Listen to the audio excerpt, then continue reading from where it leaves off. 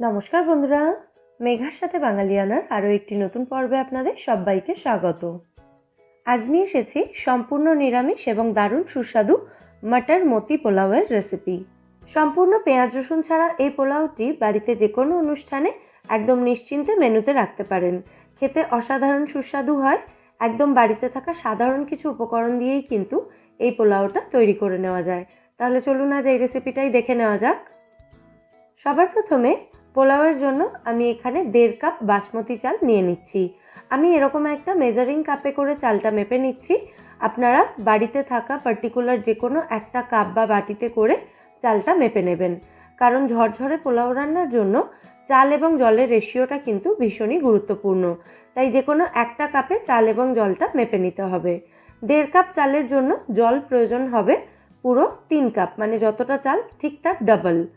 প্রথমে আমাদের চালটা একদম পরিষ্কার করে ধুয়ে নিতে হবে। চালের জলটা একদম এরকম স্বচ্ছ হওয়া পর্যন্ত জল পাল্টে পাল্টে বারে বারে চালটাকে ধুয়ে নিতে হবে। এতে চালের মধ্যে থাকা স্টার্চটা বেরিয়ে যাবে এবং পোলাও সুন্দর ঝরঝরে হবে। তারপর চালটাকে ভিজিয়ে রাখতে হবে অন্তত পক্ষে আধ ঘন্টার জন্য। আমি প্রায় 1 ঘন্টা মতো চালটাকে ভিজিয়ে রেখেছিলাম। তারপর চালটা একটা ছাঁকনির ওপরে দিয়ে দিয়েছি, যাতে চালের মধ্যে থাকা জলটা পুরোপুরি ঝরে যায়। এবার এই চালটাকে আমি সরিয়ে রাখবো এবং মতি পোলাওয়ের মতিগুলো তৈরি করার জন্য একটা মিশ্রণ তৈরি করে নেব। প্রথমে একটা বড় থালার মধ্যে আমি নিয়েছি এখানে 100 গ্রাম ছানা। এর সাথেই নিয়েছি 1 চা চামচ গ্রেট করা আদা, গ্রেট করা কাঁচা লঙ্কা নিয়েছি স্বাদ মতো, ধনেপাতা কুচি নিয়েছি 1 মুঠো, সাথে কাজু কিশমিশ এবং আমন্ড বা কাঠবাদাম কুচি নিয়েছি এখানে পরিমাণ মতো। এর মধ্যে দিয়ে দেব স্বাদ মতো নুন, ভাজা জিরে এবং শুকনো লঙ্কার গুঁড়ো দিয়ে দিচ্ছি 1/2 চা চামচ মতো, গরম মশলা গুঁড়ো 1/4 চা চামচ মতো দিলাম, 1/4 চা চামচ মতো দিয়ে দিচ্ছি এখানে আমচুর পাউডার, বাইন্ডিংয়ের জন্য 3 টেবিল চামচ ময়দা দিচ্ছি এবং 1.5 টেবিল চামচ মতো কর্নফ্লাওয়ার দিয়ে দেব।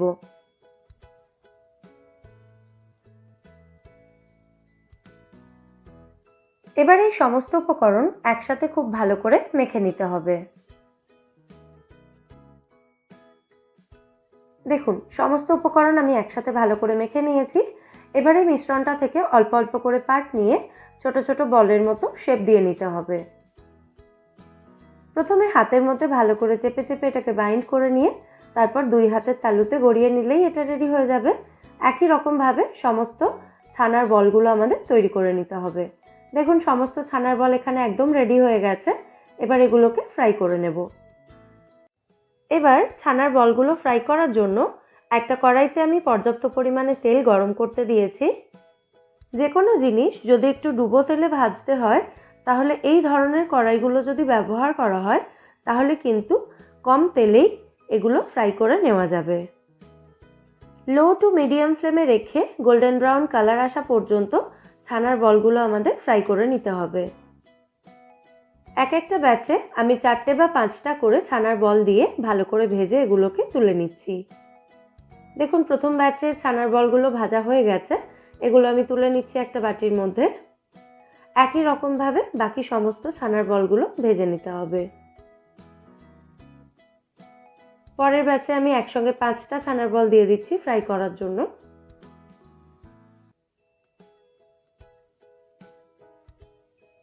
দেখুন, একই রকমভাবে সমস্ত ছানার বলগুলো আমি ভেজে রেডি করে নিয়েছি। এবার পোলাওটা তৈরি করার জন্য একটা অন্য কড়াই নিয়ে ছানার বলগুলো ফ্রাই করার যে তেলটা ছিল ওটাই আমি ছেঁকে তার মধ্যে দিয়েছি 2 টেবিল চামচ মতো। এই তেলের মধ্যে প্রথমে আমি 1 কাপ পরিমাণে কড়াইশুঁটি দিয়ে কড়াইশুঁটিগুলো হালকা করে ভেজে তুলে নেব।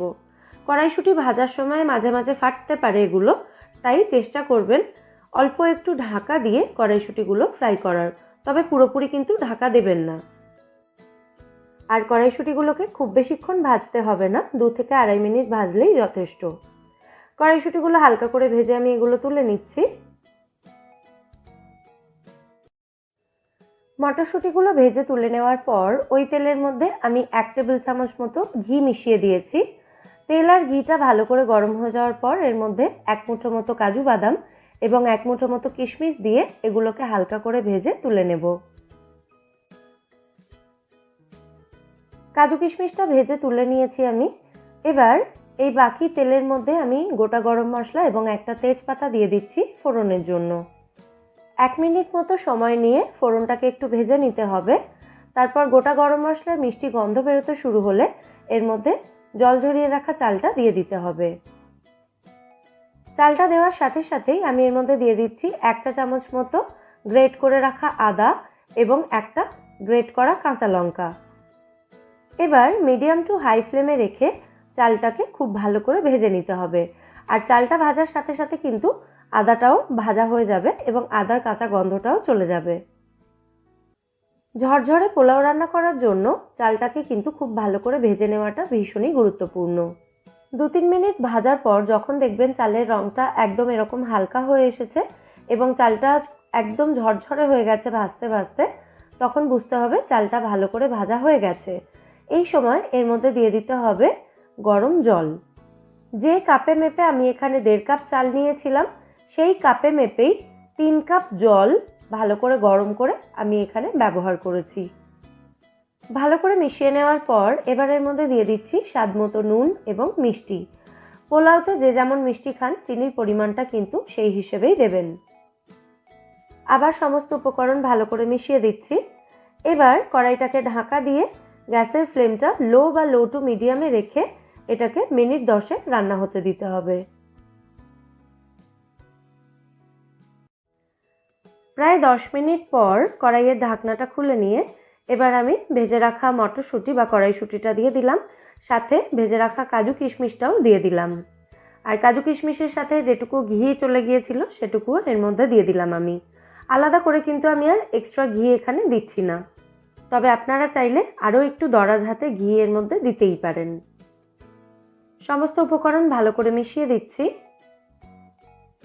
এরপর এর মধ্যে দিয়ে দিচ্ছি আমি ভেজে রাখা ছানার বল বা মতিগুলো। ছানার বলগুলো দেওয়ার পর কিন্তু আর নাড়াচাড়া করে মিশিয়ে দেওয়ার দরকার নেই। জাস্ট হাত দিয়ে ছানার বলগুলোকে এভাবে একটু চেপে দিয়ে তারপর কড়াইটাকে ঢাকা দিয়ে আবারও 5 মিনিট মতো এটাকে রান্না হতে দেব একদম লো ফ্লেমে রেখে। এতে পোলাওয়ের মধ্যে এখনও যে একটু জলজলে ভাব রয়েছে সেটাও পুরোপুরি চলে যাবে। 5 মিনিট পর কড়াইয়ের ঢাকনাটা খুলে আবার সমস্ত উপকরণ আমি ভালো করে মিশিয়ে দেব। ভাপে থাকার ফলে দেখবেন এই সময় ছানার বলগুলোও কিন্তু সুন্দর নরম তুলতুলে হয়ে যাবে, তাই এটাকে খুব সাবধানে এবার নাড়াচাড়া করতে হবে, তা না হলে কিন্তু ছানার বলগুলো ভেঙে যেতে পারে। পোলাওটাও কিন্তু এখন একদম সুন্দর ঝরঝরে হয়ে গেছে এবং চালটাও ভালো মতো সেদ্ধ হয়ে গেছে। আমাদের পোলাও এখানে একদম রেডি হয়ে গেছে। কড়াইটাকে ঢাকা দিয়ে এবার আমি গ্যাসের ফ্লেমটা অফ করে দিলাম। গ্যাস বন্ধ অবস্থাতে এইভাবে এটাকে 5 মিনিট মতো স্ট্যান্ডিং টাইমে রেখে তারপর সার্ভ করছি দারুণ সুস্বাদু মতি মটর পোলাও বা ছানা মটর পোলাও। দেখেই বুঝতে পারছেন পোলাওটা কত সুন্দর ঝরঝরে হয়েছে, আর এটা খেতেও কিন্তু অসাধারণ হয়। অবশ্যই এই মতি মটর পোলাওয়ের রেসিপিটা বাড়িতে আপনারা ট্রাই করবেন এবং আমায় জানাবেন রেসিপিটা আপনাদের কেমন লাগলো। আর আজকের এই রেসিপিটা যদি আপনাদের ভালো লেগে থাকে ভিডিওটাকে বরাবরের মতো একটা লাইক এবং শেয়ার করে প্লিজ আমার চ্যানেলটা সাবস্ক্রাইব করে নেবেন যদি এখনও না করে থাকেন, অথবা আপনি যদি আমার চ্যানেলে নতুন বন্ধু হয়ে থাকেন। ফিরে আসবো নতুন কোনো রেসিপি নিয়ে। সবাই সুস্থ থাকবেন, ভালো থাকবেন এবং সবাইকে খুব ভালো রাখবেন।